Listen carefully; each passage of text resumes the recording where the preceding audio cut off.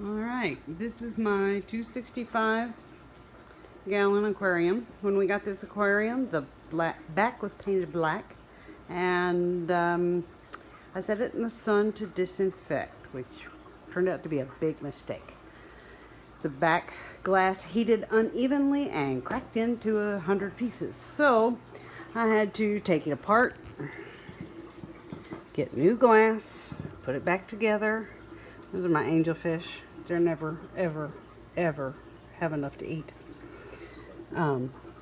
So we put most of the stuff on here is DIY. That's our overflows. We're going to replace those with all black pipes because that did not quite turn out like we expected. But the overflows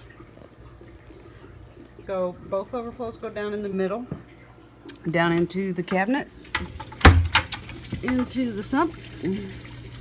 The first section is filter floss, and then the next is pot scrubbers, and then the next is lava rocks. I'll tell you about that pink straw in just a minute.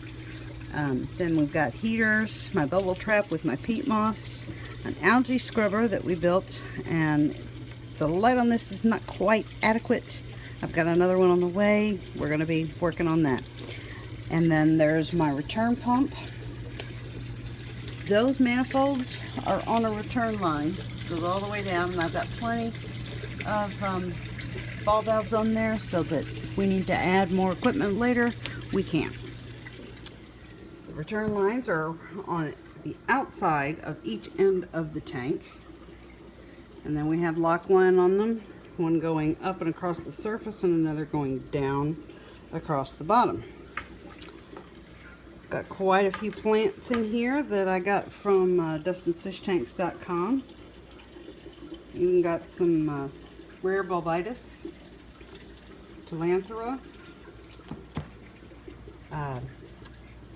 Anubias afzelii and lanceolata, subwassertang, java fern, foxtail, Crinum tans. I just got that in, so that's why it looks a little like a leak. And then I've got quite a bit of tricolor bucephalandra, an Anubias nana, tons of water wisteria, java fern windalov. There's another bulbitis there, and a big aponchaton in the back. This tank is 2 feet front to back and 31 inches tall.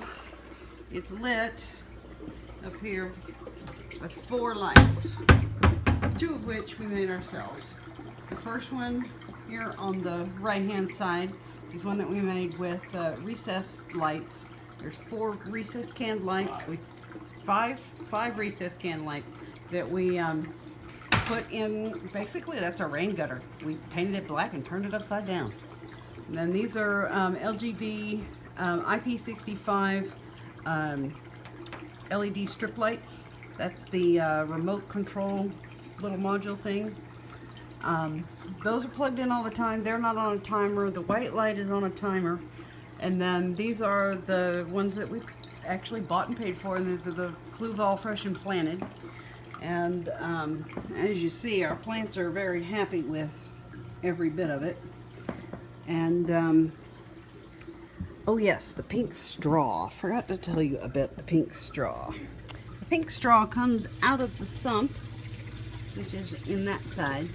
That's another tank I've got for snails.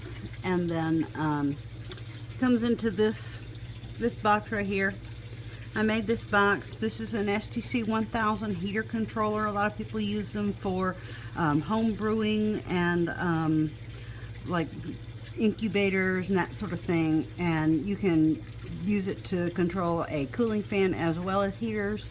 I just use it for the heaters, and then you can set it. I just made the box to go in here, the outlets in there, so it's all in one compartment. It makes it easy to take care of, and unfortunately it only does Celsius.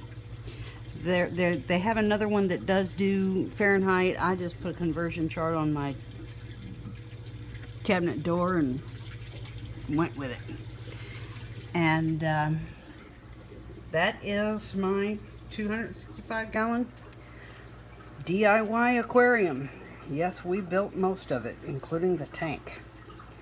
It was quite a bit of fun. It took us 6 months to get it all done, but it was definitely worth it. And